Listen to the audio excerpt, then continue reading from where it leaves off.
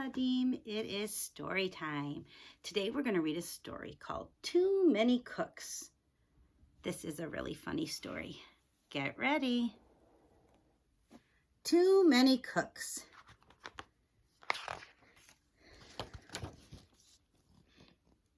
It was spring, time for Pesach. Bubby was busy in the kitchen cooking for the Seder, the special meal that begins the holiday. Chop, chop, chop. Bubby was making charoset. As she chopped the walnuts and apples in her big wooden bowl, she sang to the beat of the chopper. Pesach, Pesach, Pesach. Pesach time is here. Just then the phone rang. Bubby stopped chopping and answered. Hello, said Bubby. Elaine, how are you? Elaine was Bubby's best friend. Bubby tried to keep chopping, but she couldn't hear Elaine over the noise. Chop, chop, chop. So she left the charoset on the counter and took the phone into the living room. As she talked, she straightened the house. Bubby wasted no time. She wanted everything to look nice for the Seder, which would begin at sundown. While Bubby was talking and fluffing the pillows, Aunt Franny walked into the kitchen to get a drink of water. She saw the charoset sitting on the counter in the big wooden bowl. She thought, Bubby's charoset always tastes a little bland. Bland means it doesn't really have a lot of good taste. I think I'll add my own secret ingredient to spice it up. She opened the refrigerator and looked around. She found a lemon. Lemon juice makes everything taste tangy, she said. She cut the lemon in half, squeezed some juice into the bowl, and mixed it up. Chop, chop, chop. No need to taste it, she said. I just know the charoset will be so delicious. And won't Bubby be surprised? Aunt Franny poured a glass of water, squeezed in a little lemon juice, and left. Meanwhile, Bubby fluttered around the living room with the feather duster and told Elaine all about her book club. A few minutes later, Uncle Matty walked into the kitchen, looking for a snack. He saw the charoset sitting on the counter in the big wooden bowl.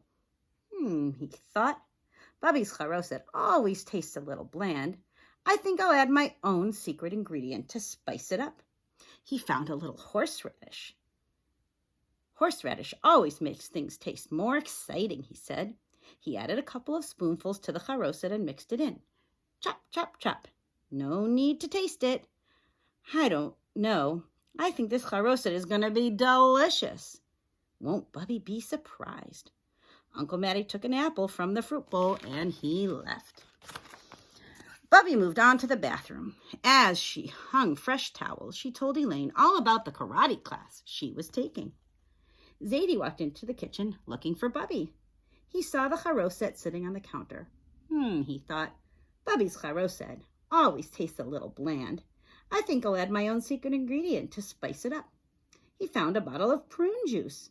A little prune juice can't hurt, he said. So he poured some into the bowl and mixed it in. Chop, chop, chop. No need to taste it. I just know the charoset will be so delicious. Won't Bubby be surprised? I don't know. So far for me, I think this charoset is starting to be really yucky. Finally, Bubby said goodbye to Elaine and hung up on the phone. She returned to the kitchen. She was about to put the bowl of charoset in the refrigerator when she remembered something. My charoset always tastes a little bland. I think I'll add my own secret ingredient to spice it up. She opened the cabinet and looked around. Everyone loves chocolate, so she added some cocoa powder. Chop, chop, chop. She mixed it in. No need to taste it. I know the charoset will be so delicious. Won't everyone be surprised? Soon it was sundown and time for the Seder to begin. Everyone gathered around the beautiful table, dressed in their best clothes. Bubby began by lighting the candles and saying the brachot. Zadie followed with a bracha over the wine. Family members took turns telling the story of the Jewish slaves and how Moshe had led them out of Mitzrayim. Cousin Sarah, who was the youngest, asked the Manish Tana, and Uncle Matty led the singing. Everyone was waiting to taste the matzah, the maror, and Bubby's charoset. At last, it was time. Everyone took a piece of maror and dipped it into the charoset. After reading the bracha, they took a bite.